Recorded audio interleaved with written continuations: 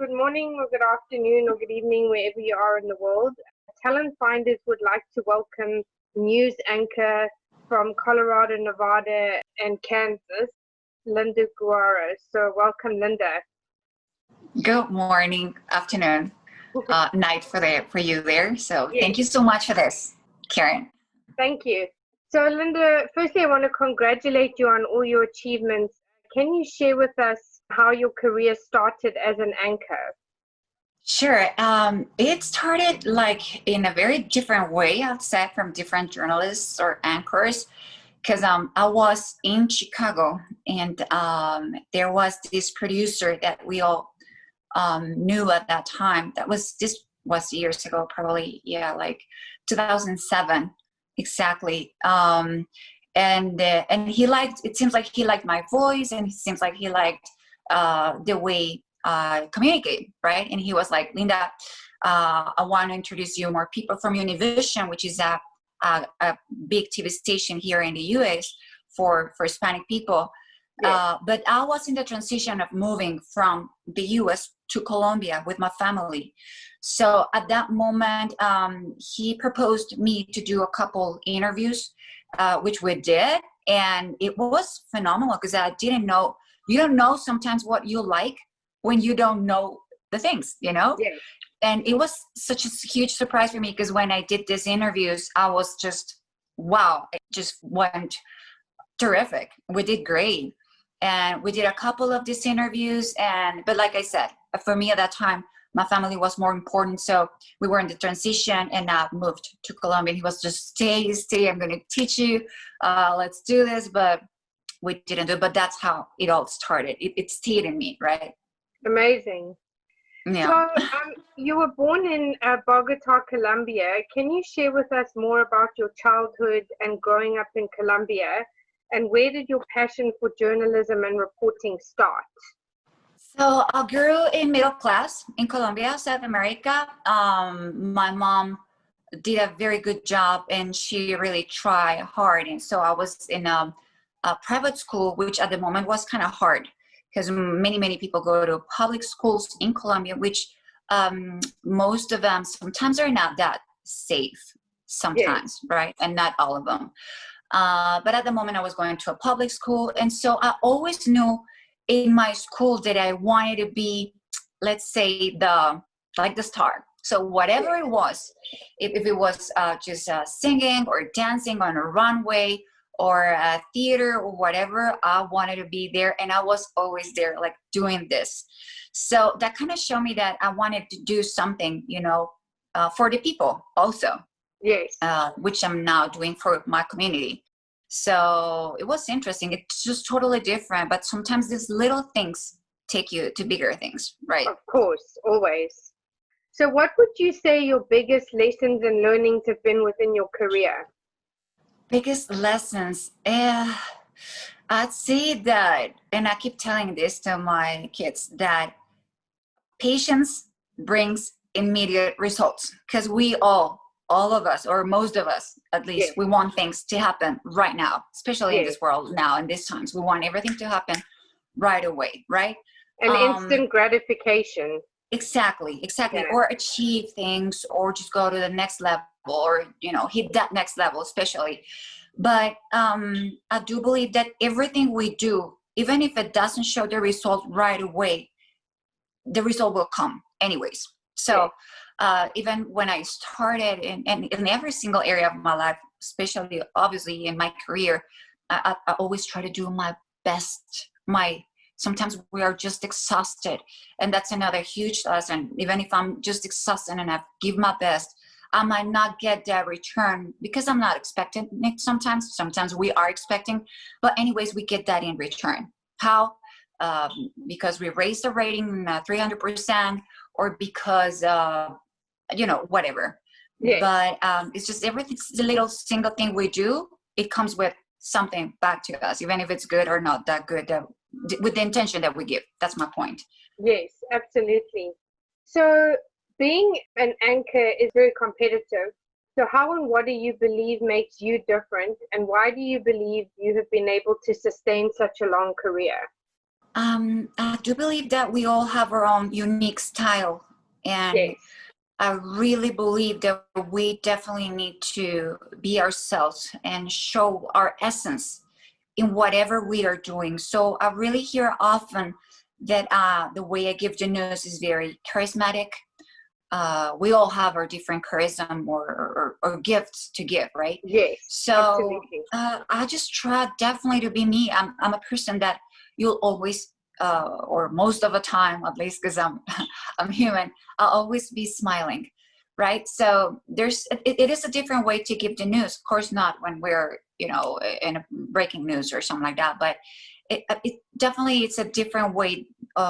With my own personality, right? So Yes, I believe that we have to do that, and just giving it all. I try every day as if it's my first show, so I get this adrenaline. So just always keep doing the things just like that to continue having a long path, a trajectory. If it's that, whatever, if that's what I want, that I do want yes, it. absolutely. So, what would you say some of your biggest career highlights have been? Oh well, Mhm. I have I'm so sure you've many. got multiple, but like what stands out for you the most? Yeah, well, remember that I'm coming from Bogota, Colombia. It's where I was born, right? Yes, South America.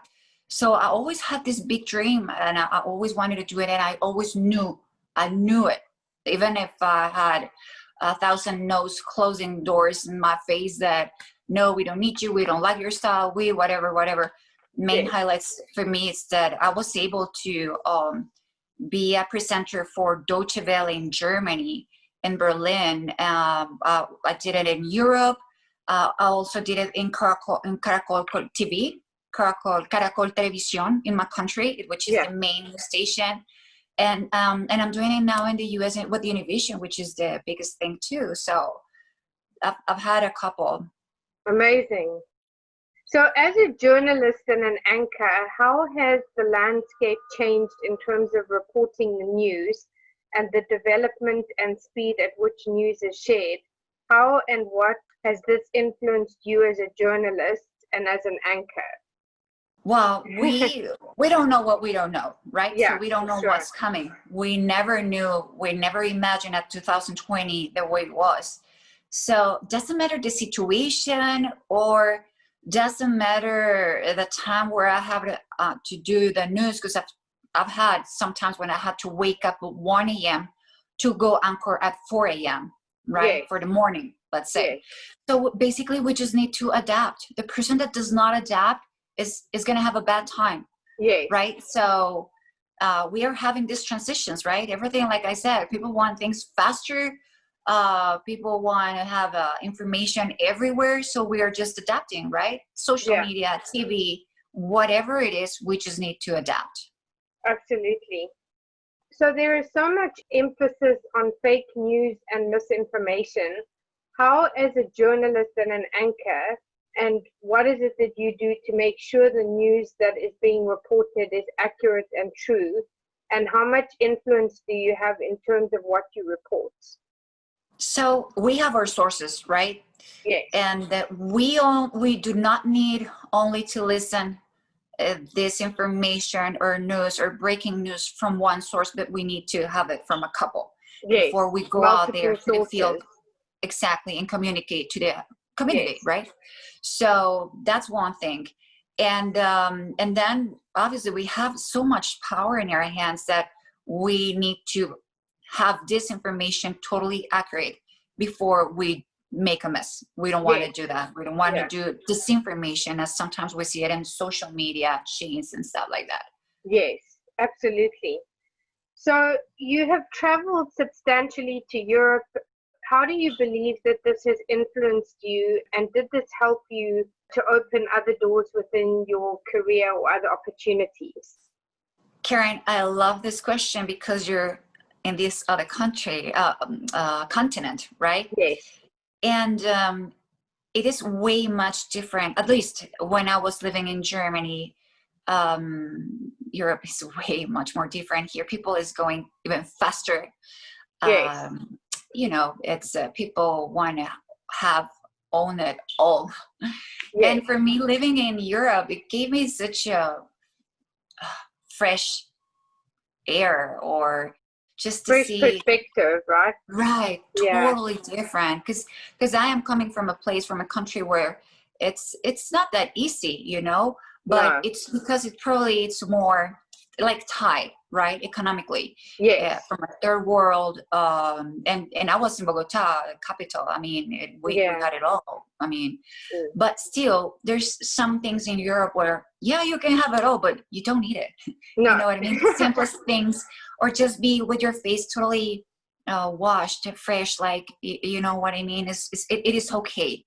Yes. Here, it's very different. So I try to balance that, right? Because I've had this perspective, like you said, this perspective of, okay, what's me? What do I really want?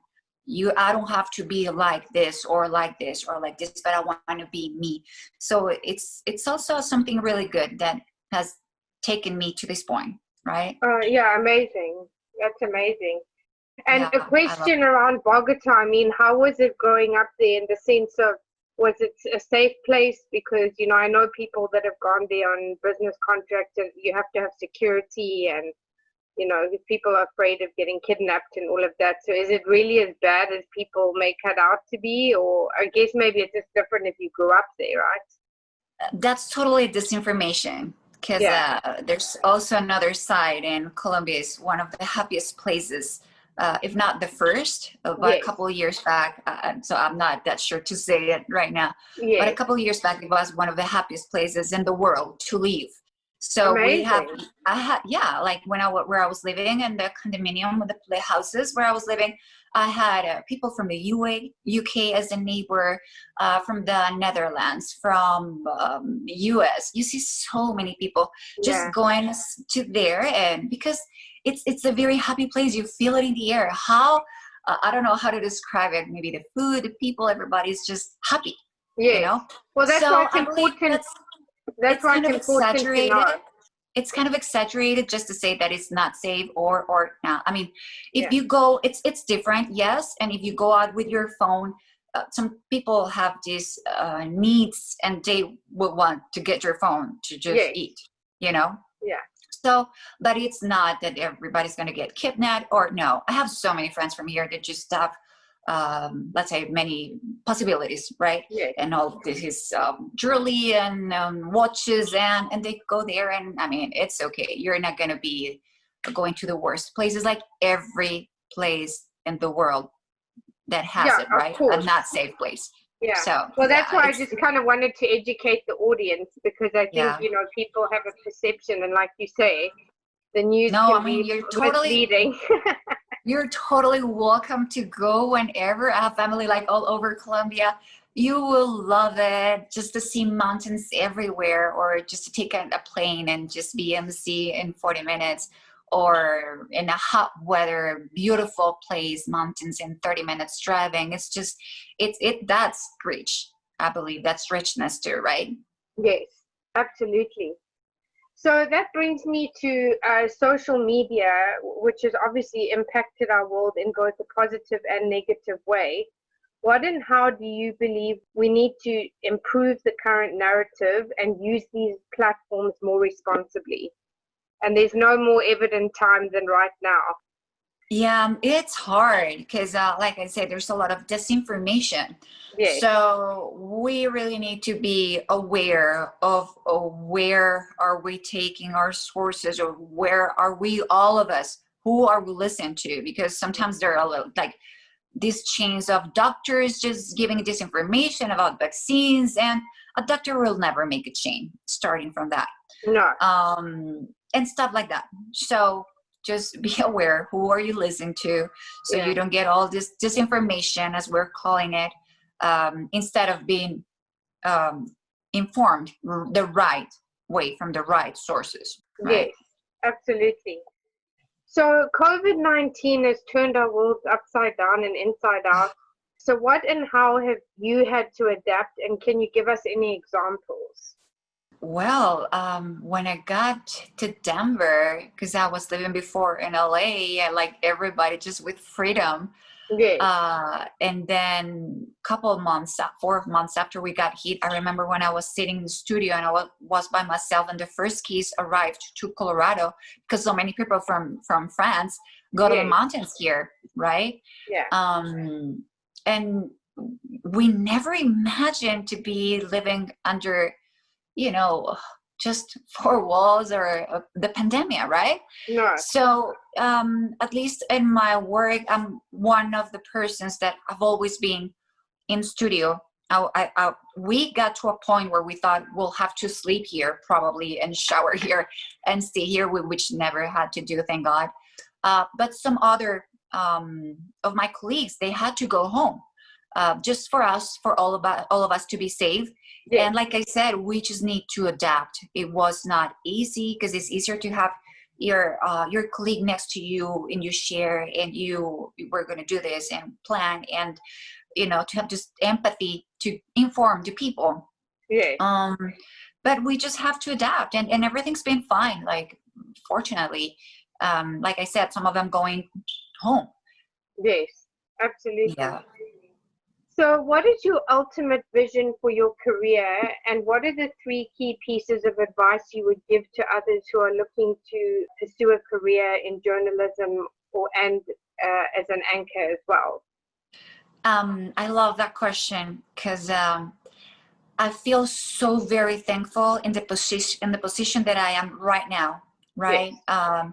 The place that I chose to live. I just have the mountains here in Colorado. It's crazy view, beautiful.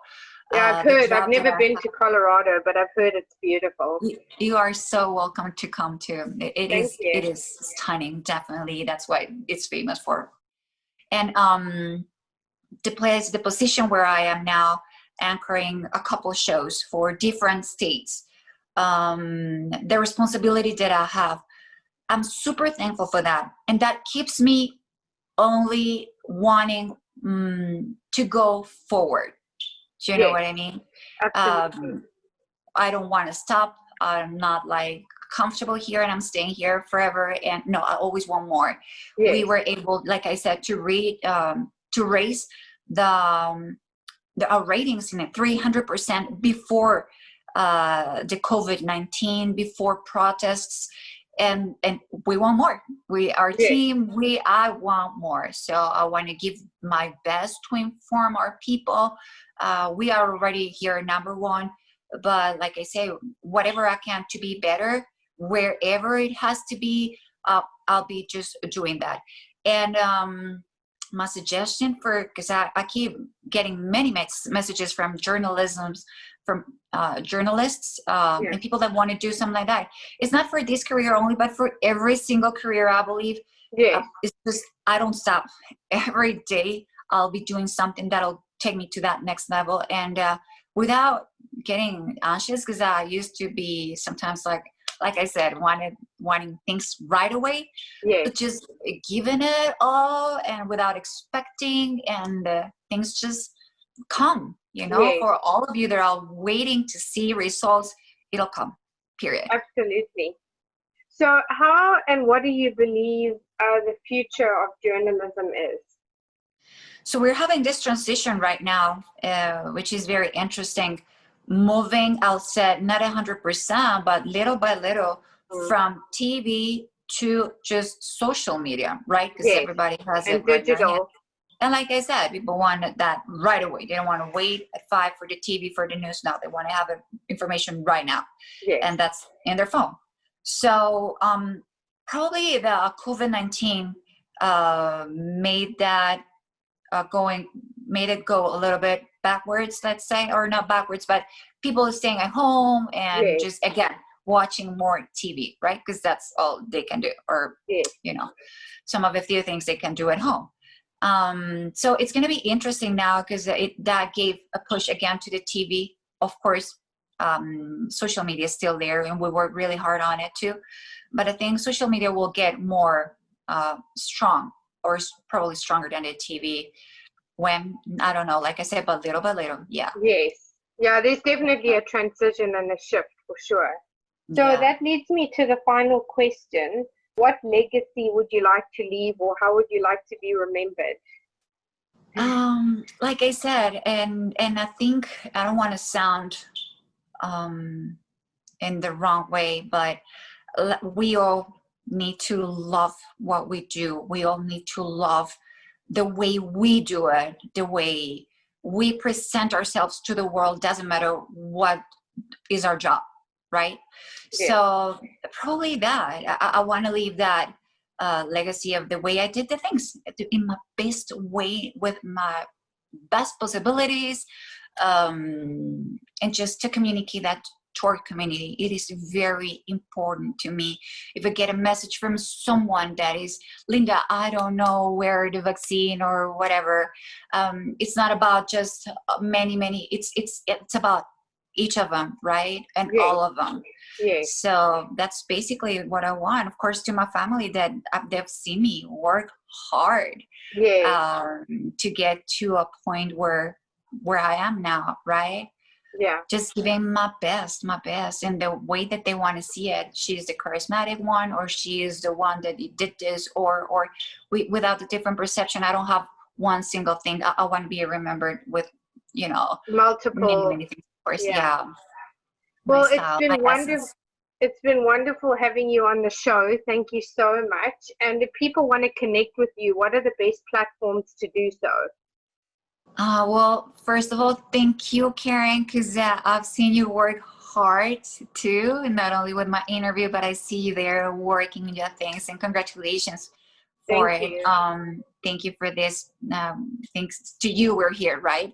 Yeah, thank you. And then basically, I think what we use more, or at least me, it will be the Instagram at I am Linda Guerrero.